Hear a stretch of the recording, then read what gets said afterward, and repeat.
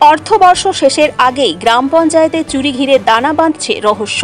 প্রকল্পের তথ্য ও নথি লোপাট করতেই চুরি দাবি তুলে বিক্ষোভ বিজেপির। তবে অভিযোগ উড়িয়ে দিয়েছে তৃণমূল। অর্থবর্ষ শেষের মুখে গ্রাম পঞ্চায়েতে চুরির ঘটনাকে কেন্দ্র করে এবার রাজনৈতিক চাপানোত্তর শুরু হয়েছে বাঁকুড়ার হিড়বাঁধ গ্রাম পঞ্চায়েতে।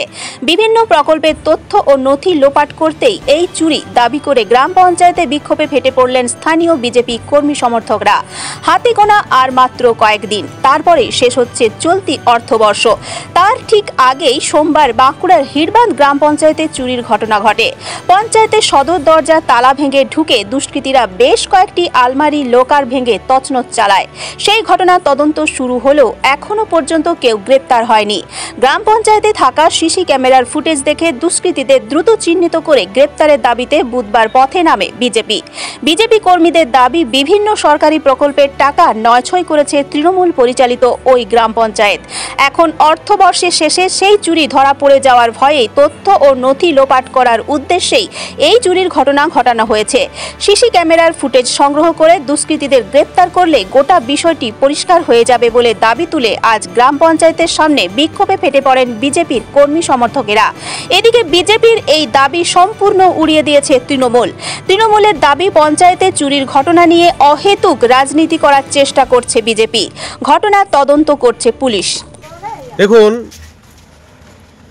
23/3/2025 তারিখে রাত্রের বেলায় এই হিড়বাঁধ গ্রাম পঞ্চায়েতে আমরা খবর পাই যে সামনে তালা ভেঙে এবং গেট ভেঙে লকার পর্যন্ত ভাঙা হয়েছে। এখনো পর্যন্ত তার কোনো তদন্ত নেই। আমরা তার জন্য হিড়বাঁধ ব্লক এবং সামগ্রী জনসাধারণের জন্য আজ আমরা পঞ্চায়েতের প্রধানের সামনে স্মারকলিপি দিতে এসেছি, যাতে সিসি ক্যামেরা আমরা জনসাধারণের মাধ্যমে দেখাই কে ভেঙেছে এবং যে নথি আমরা জানি এই মার্চ মাস মানে এটা অডিটের সময়, এই মার্চ মাসে চাবি ভাঙা হয়েছে এবং যে আলমারির থেকে নথি চুরি হয়েছে সেটাও জনসাধারণের সামনে তা তুলে ধরতে হবে। আমরা এই বিষয়ে প্রধান সাহেবের খানকে লিখিতভাবে আকারে জানাই এবং আমরা এটা বিডিও সাহেব, ওসি ম্যাডামকেও তার বিষয়ে আমরা একটা কপি দেব এবং ঊর্ধ্বতম নেতৃত্বকে এই বিষয়ে জানিয়েছি। এটা আমাদের হবে কেন তার আমার তদন্ত চাই। আপনারা কি সন্দেহ করছেন? আমরা সন্দেহ করছি সামনে অডিট এবং এদের যেভাবে গোষ্ঠী কোন্দল আছে এবং মনে হয় যে হিসাব দিতে পারবে না, তার মাধ্যমে এরা চুরি করাইছে নিজেরা। সন্দেহ আমাদের, এটা পরিষ্কার সন্দেহ। প্রধান কি বললেন, কি চুরি গিয়েছে? প্রধান এখনো বললো আমরা এখনো পর্যন্ত যে আলমারি কি নথি চুরি গেছে কি না গেছে আমরা এখনো বুঝতে পারছি না, এবং বলছে যে আমাদের সিসি ক্যামেরা নাকি খারাপ আছে। এটা হয় নাকি একটা পঞ্চায়েতে? আপনারা কি চাইছেন? আমরা চাইছি সঠিক তদন্ত করে যারা ভেঙেছে এবং তাদের যেন শাস্তি হয়, অযথা কাউকে বিভ্রান্তি করা চলবে না, এটাই আমরা প্রধান সাহেবের এখানে চাইছি। আপনার নাম? আমার নাম অতুল হালদার, রানীবাঁধ 5 হিড়বাঁধ মণ্ডল বিজেপির সভাপতি। গত 23 তারিখে পঞ্চায়েতে তালা ভেঙে লোকাত্মকার ভেঙে কিছু কাগজপত্র হয়তো গেছে। সেই মার্চ মাস অডিটের সময় পঞ্চায়েতে হিসাব, আয় ব্যয়ের হিসাব জমা দেওয়ার সময় আমাদের আশঙ্কা যে কেন্দ্রীয় স্কিম যেগুলো 14 ফিনান্স 15 ফিনান্স বিভিন্ন স্কিমে যে গ্রাম উন্নয়নের জন্য যে টাকাগুলো আসে পঞ্চায়েতে, সেই জায়গায় তাদের খামতি আছে, দুর্নীতি আছে।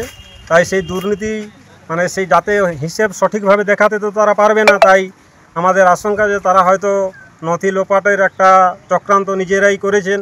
বা গত পঞ্চায়েতের আমরা যদি দেখি, গত পঞ্চায়েতে এটা তৃণমূল পরিচালিত পঞ্চায়েত, গত পঞ্চায়েতে দেখেছিলাম প্রধানের এগেনস্টে, যিনি প্রধান ছিলেন তার এগেনস্টে তৃণমূলের দলেরই যারা অন্যান্য সদস্য ছিল তারা অনাস্থা এনেছিলেন।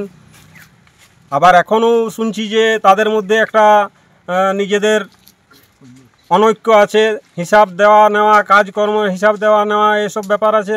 তাই এটাও হতে পারে। আমরা সম্পূর্ণটা আমরা প্রশাসনের কাছে জানিয়েছি যে সঠিকভাবে তদন্ত করে এটা জনগণের পঞ্চায়েত।